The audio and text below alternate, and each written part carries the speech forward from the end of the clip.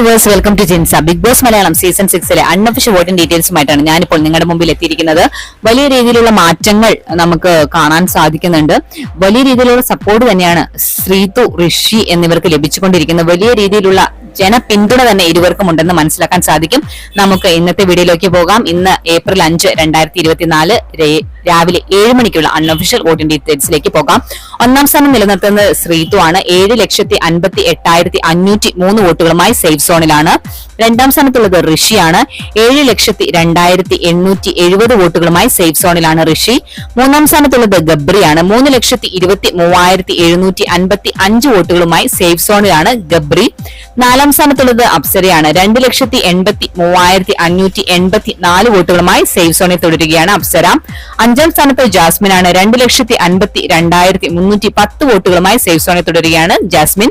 ആറാം സ്ഥാനത്തുള്ള നോറ ഡേഞ്ചർ സോണിലാണ്. 1,96,977 വോട്ടുകൾ ലഭിച്ചിരിക്കുന്നു.